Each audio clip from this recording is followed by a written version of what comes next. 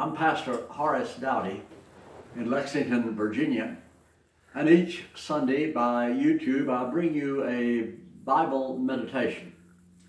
And I encourage you to share these meditations with your friends and your family and your neighbors. Click on like, Horace Douty YouTube, click on like, subscribe, and then click on the little bell icon so that you'll be notified. I appreciate that. Facing a crisis.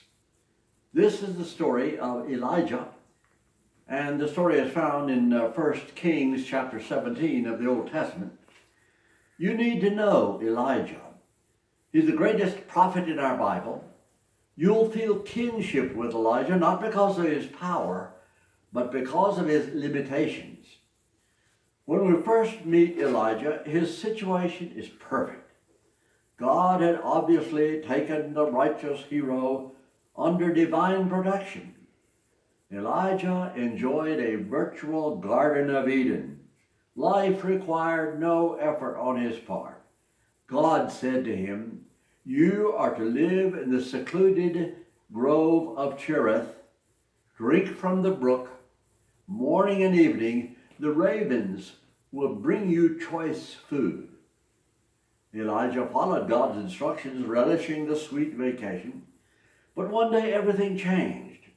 The bright stream dried up. The honeymoon was over.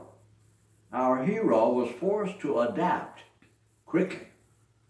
We know the feeling. Our comfortable world shifted because of an epidemic. For most people, life has been disrupted. We've had to make unwelcome changes. Watch what happened to Elijah. He dealt with the crisis, and it turned him into a world-class hero. This man of God suddenly had to deal with the real world just like everybody else. All were facing hunger and thirst in a parched land. And when Elijah's free ride ended, he encountered the same challenges his people understood too well. I've always wondered about some pastors. They have been coddled from cradle to grave. Their education was paid for by others.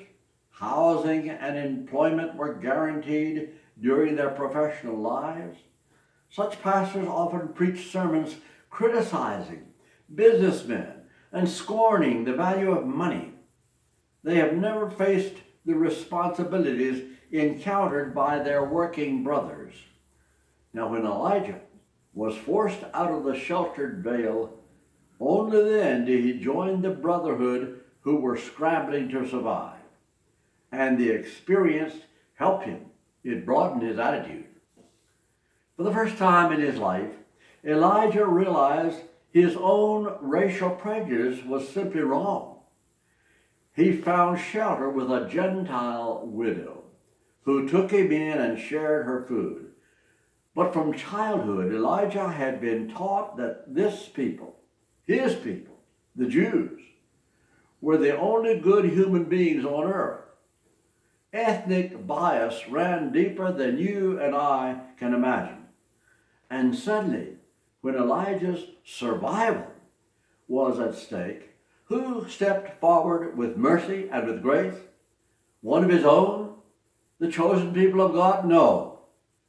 His deliverer was a pagan, whose habits and whose food were absolutely unclean in the opinion of Elijah and other politically correct Jews. Their prejudice persisted. We know because hundreds of years later, as Jesus preached near Nazareth, he mentioned Elijah's good treatment in the home of a pagan woman. And those Jews listening to Jesus were outraged. They dragged him out of the synagogue and meant to kill him on the spot. His offense? Speaking a good word about a non-Jew, the generous widow of Zarephath. Elijah's thirst drove him from his lovely oasis into the real world, and there his outlook broadened and deepened. He learned several vital lessons: that pagan strangers can share the grace of God, and that his own people's religion was being compromised by their attraction to other gods like the god of fertility, who was called Baal. Now, does this old story begin to sound current? Elijah faced a crisis. So do we. Our mountain streams are not failing, thank God. But invisible germs suddenly threaten our lives and disrupt our oasis. It is possible that as we adjust, we too will broaden our outlook and become more aware of our common humanity, regardless of race and economics. We also face the erosion of religion, just as like at Elijah's time. Shocking proof lies in the news. Many earnest Americans are, with a straight face, questioning whether a person who holds to the Christian faith should automatically be disqualified from public office. Whatever happened to our national motto printed on every piece of money? And in case you've forgotten, as too many have, those 4 words remain: in God we trust. That is your national motto. I am encouraged, though, that under the blue skies, most of our people have moved beyond racial hostility.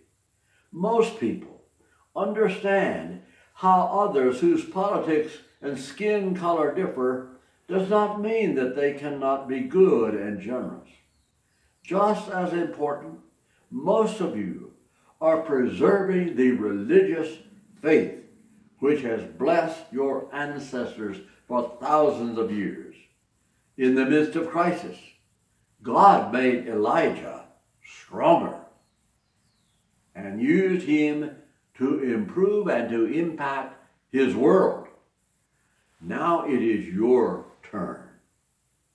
You revere and honor the very same God. Amen.